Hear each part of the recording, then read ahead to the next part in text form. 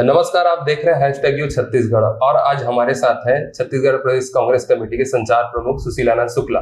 आज उनसे बात करते हैं कि छत्तीसगढ़ में 2018 के चुनाव में थे, कांग्रेस के लिए काफी समस्याएं थी आनंद जी।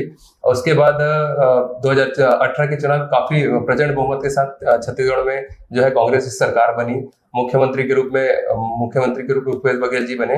तो आने वाला जो 2023 है उसमें जो क्या क्या चीजें रहेंगी, क्योंकि 2018 चुनाव में काफी घोषणा पत्र थे, उसमें अधिकतर काम हो गए हैं ऐसा कांग्रेस पार्टी कहती है। और 2023 में क्या रहेगा? देखिए, 2018 में हमारे सामने भारतीय जनता पार्टी की तत्कालीन सरकार के जन विरोधी काम थे। उसको लेकर हम जनता के बीच में एक मजबूत संगठन के रूप में गए थे। तत्कालीन प्रदेश अध्यक्ष माननीय श्री भूपेश बघेल जी के नेतृत्व में हमने जनता के सवालों की लड़ाई लड़ी और उसका फ़ायदा मिला। इसके बाद हमने 2018 के विधानसभा चुनाव में कुछ जनता से वादा किया था। विशेष तौर पर जो हमारी ग्रामीण जनता थी, किसानों का कर्जा माफ़ या फिर किसानों को उनकी उपज की पूरी कीमत देने की बात हो, या युवाओं को रोज़गार देने की बात हो, या फिर महिलाओं को उनका सम्मान देने की बात हो, या आदिवासी समाज का जो उनका संवैधानिक अधिकार था उसको बहाल करने की बात हो, तो इन सारे वादों को लेकर हम जनता के बीच में गए थे।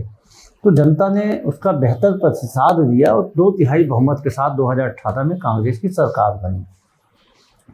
और अब सरकार बनने के बाद पहले घंटे में माननीय राहुल गांधी जी ने वादा किया था कि हम किसानों का कर्जा माफ़ 10 दिन के अंदर करेंगे। लेकिन पहले घंटे में ही मुख्यमंत्री श्री भूपेश बघेल जी ने जो पहला आदेश निकाला, शपथ लिए, शपथ लेने के बाद में जब पहला आदेश निकाला तो मुख्यमंत्री जी ने वो यह था कि हम छत्तीसगढ़ की कांग्रेस की सरकार अपने पूरे किसानों का कर्जा माफ़ करती है।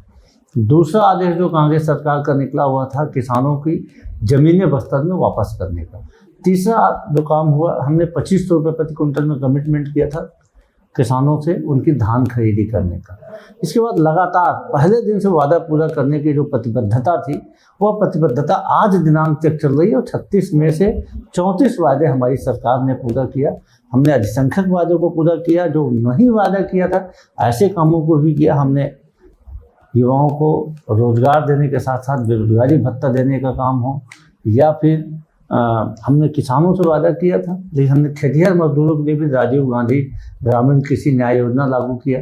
हमने बस्तर के इसी में भैया ये है कि 2018 में काफी जन घोषणाएं थी, अधिकतर आपने कहा कि पूरा हो गया है। 2023 में आप किन मुद्दों को लेकर जाए, विकास के मुद्दों को लेकर जाएंगे कि भूपेश बघेल का जो चेहरा है काका के रूप में जाने जाते हैं उसको लेके जाएंगे? और पिछली बार अगर बात करें 2018 से अब तक जितने भी उपचुनाव हुए इसमें अभी वर्तमान में आप लोग 71 सीटों में यहाँ छत्तीसगढ़ में काबिज है। 2023 में ये टारगेट कितना हो सकता है? देखिए, टारगेट तो हमारा पूरा मिशन 75 का लक्ष्य है। और दूसरी बात, हमारे पास में भूपेश बघेल के रूप में एक विश्वसनीय चेहरा है जिसकी काट भारतीय जनता पार्टी के पास नहीं है। इस बात को भारतीय जनता पार्टी भी अप्रत्यक्ष तौर पे बार बार स्वीकार करती है, क्योंकि वो बोलते हैं कि हम किसी को भी अपना चेहरा प्रस्तुत नहीं करेंगे।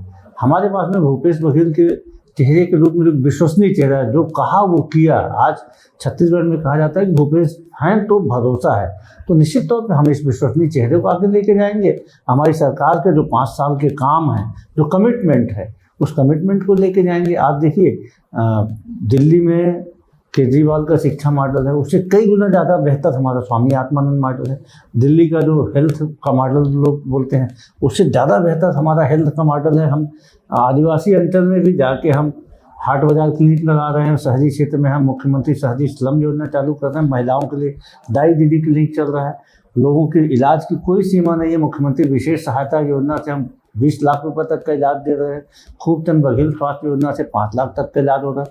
तो जो ये काम हमारी सरकार ने किया है, लोगों को सहूलियत देने का, लोगों को आत्मनिर्भर बनाने का, विशेष तौर पे आप देखिए कि इसी छत्तीसगढ़ में वही छत्तीसगढ़ है, वही वनोपज है, कोई नए वनोपज नहीं हुआ, लेकिन 7 वनोपज जगह आज हम 65 से एक चीजें देखने को मिलती है हमेशा कांग्रेस में। आप 2003 से लेके 2003, 8 और 13 के चुनाव में अधिकतर देखने को मिला कांग्रेस के लोग आपस में गुटबाजी के शिकार हो जाते हैं, जिसके चलते उनको सफलता नहीं मिल पाई थी। क्योंकि अधिकतर जो चुनाव होते 2003 से 2018 और 2013, ये चुनाव में बीजेपी और कांग्रेस लगभग बराबर रहती थी। देखिए, निश्चित तौर पे मैं इस बात से इनकार नहीं करता। और 2003, 8, 13 में जो स्थितियां थी, तो 2018 आते आते कांग्रेस पार्टी ने, हमारे तत्कालीन प्रदेश अध्यक्ष ने जो नासूर था उसमें शल्य क्रिया किया। उसके बाद हम पूरी तरीके से स्वस्थ हुए और हम 2/3 अभी भी उस तरह की नहीं, अब छत्तीसगढ़ कांग्रेस में कोई गुटबाजी की स्थिति नहीं है। ये सारी चीज़ें जो होती हैं, कहीं कहीं जो चीज़ें सुनाई पड़ती हैं, वो सिर्फ मीडिया की गॉसिपबाजी के अलावा कहीं कोई कुछ नहीं है।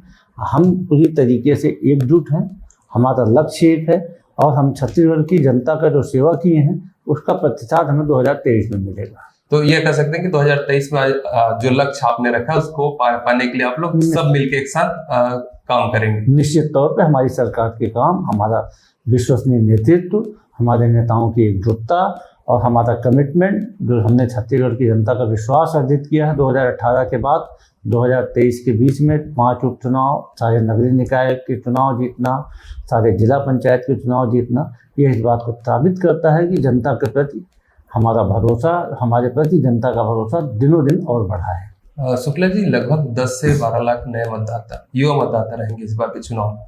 युवाओं के लिए क्या रहेगा? किसानों के लिए, वैसे सीएम साहब बोल चुके हैं पहले कि किसानों का जो धान खरीदी 20 क्विंटल किया जाएगा, 2800 रुपये समर्थन, और क्या रहेगा कि इस नए पिटारे में क्या रहेगा? देखिए, युवाओं के लिए सबसे बड़ी बात होती है कि युवाओं को बेहतर शैक्षणिक माहौल मिले।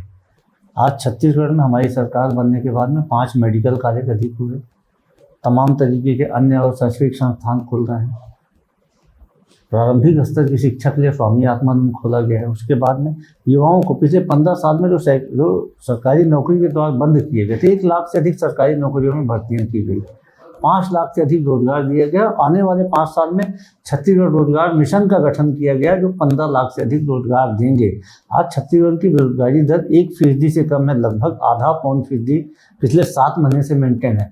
इसका मतलब ये होता है कि छत्तीसगढ़ के हर हाथ में कुछ न कुछ काम है और उसके बाद भी युवाओं को बेरोजगारी भत्ता दिया जा रहा है। बेरोजगारी भत्ता इसलिए कि आपको सपोर्टिंग के लिए आप फॉर्म भरिए, आपको तमाम स्टेशनरी की आवश्यकता है, कापी किताब की, और उसके लिए दिया जा रहा है ताकि युवा आत्मनिर्भर बन सके। तो ऐसे में युवा पूरी तरीके से कांग्रेस की सरकार के साथ हैं। शुक्ला जी, धन्यवाद हमसे बात करने के लिए। Thank you. छत्तीसगढ़ कांग्रेस प्रदेश कांग्रेस के संचार प्रमुख सुशीलानंद शुक्ला जी ने हमसे बातचीत की और उन्होंने कहा है कि 2023 में भी कांग्रेस की सरकार बहुमत के साथ बनेगी। भोजेंद्र वर्मा, #U छत्तीसगढ़।